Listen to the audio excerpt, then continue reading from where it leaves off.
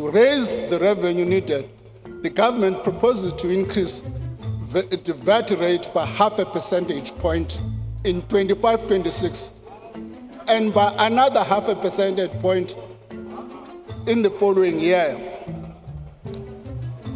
This will bring the VAT rate to 16% by 26-27. On the way into the budget, we would not be voting for it. It's now become clear why we will not be voting for this budget in its current form.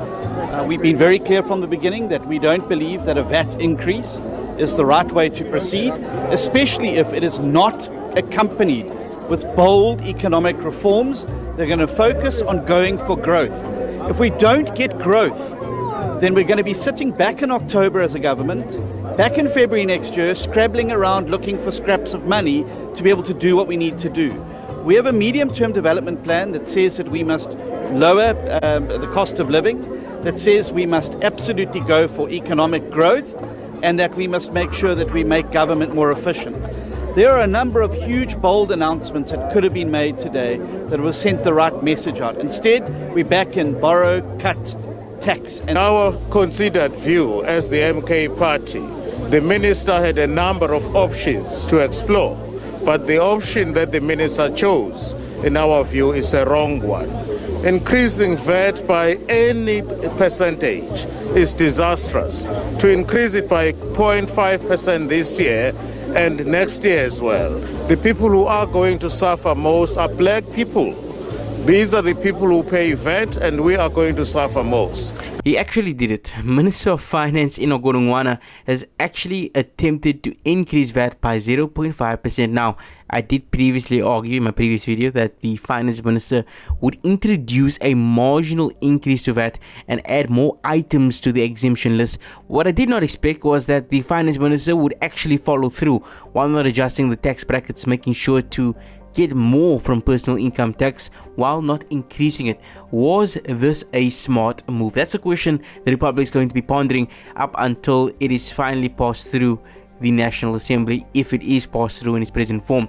Well, it depends on whether you see a 0.5% increase to VAT as a major shift. For the majority of the populace, it is just that, a major shift. How we got here is ever more confusing. The ANC has been attempting to pass the idea of a VAT increase for the past 3 weeks, but nobody has been buying their story, with the Democratic Alliance arguing against it, arguing for further government cuts, the EFF arguing for wealth taxes and corporate taxes to be increased, as well as the MK party. There was no way for the ANC to turn, and in that sense as well, by pursuing this budget this past Wednesday, they began a series of events that don't look promising for the Republic, especially since the Finance Minister is adamant that VAT increase is his only option to garner revenue, as he views the option to take further loans as counterintuitive and views raising corporate taxes in a similar light. On this end, the budget has metamorphosized into an internal GNU policy struggle, one where the Democratic Alliance is utilizing its position of strength as a means of influencing previously introduced acts such as the Bella Act and the Expropriation Act. Now, the ANC views this as holding the nation at hostage, and it's hard to disagree if the idea of contesting the budget is based in contesting the VAT increase and not a squabble for the sake of bettering the parties involved. Put South Africa first. Now, the way forward for the ANC is going to be confusing. They have to find a way to get through their ideas in the budget speech, and they have to kind of get an idea of what is necessary and what is not. And one thing that's going to be debated is, of course, the idea of a VAT increase, and it's the primary point that is being contested right now.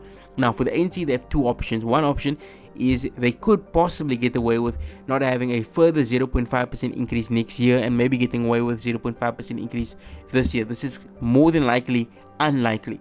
The other circumstance is that they're going to have to relinquish the idea of a 0.5% increase to VAT and more so pursue other avenues in perhaps cutting government expenditure, trying to ensure that only the correct developments are given funding, and while doing this, culling the fat that exists. Now, culling the fat is going to be an interesting discussion, because right now one of the greatest deposits of fat in the government is, in actual fact, the cabinet. The cabinet is over 70 personnel. It's crazy, and for that reason especially, he needs to find a way to perhaps plant the idea that the government of national unity does not need all of its members to be in positions of power.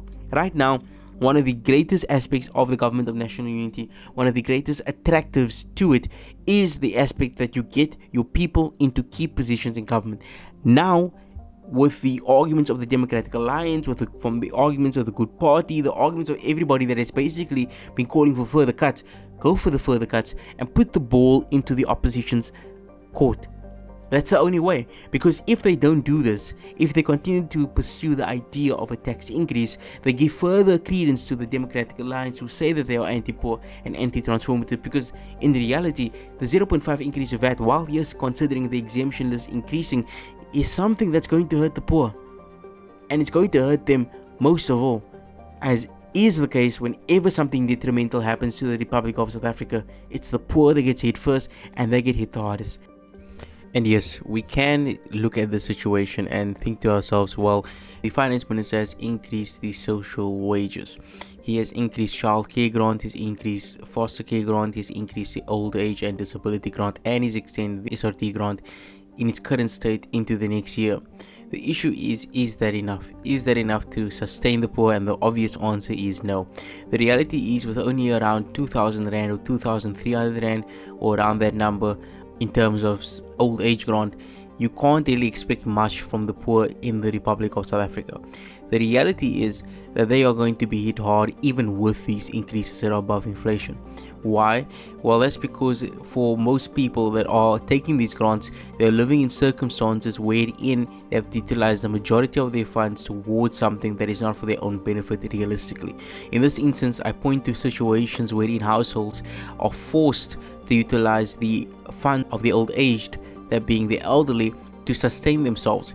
And this happens in many poor communities, especially here in the city of Cape Town and pretty much in the entirety of the Republic. But I'm going to touch on the city of Cape Town here because there are numerous instances of individuals, aunties, uncles, the elderly, that have to sit and utilize their own old age grants that they are supposed to be utilizing in their sunset years to enjoy their retirement for the betterment of the next generation. They have to utilize it for the betterment of their progeny. This is an issue. And it's an issue that can only really be rectified if the government were to have the tax base broadened by, of course, having more people employed, broadened by having more businesses starting up, and of course paying taxes. But this is something that is a catch-22 for the government of national unity and the catch-22 in South Africa overall, because on the one hand you want to sustain the social wage, you want to increase it as well, but on the other end it's a massive burden on the state, while being necessary, while you sit in a reality where you can't even get youth employed. The youth are supposed to be the individuals that are supposed to be working day in and day out for the betterment of their futures, the betterment of their family, but at this point in time they are more so concerned about getting a basic packing shelves job. The issue really is employment, and the lack of broadening of taxes is going to be the bane and bane of the Republic of South Africa for the near future, as it has been for the past couple of years, if not for the last decade. The reality is, as the finance minister mentioned, people are not getting employed and they are struggling to broaden their tax base, and they have been in a state of stagnation for the past decade. And while in the state of stagnation, you have issues like Eskom that, yes, it seems like it's bearing fruit now in terms of all of the work they've been doing in terms of funding and trying to bear the burden from the state. It is not a reality that it's going to work towards its betterment in the near future.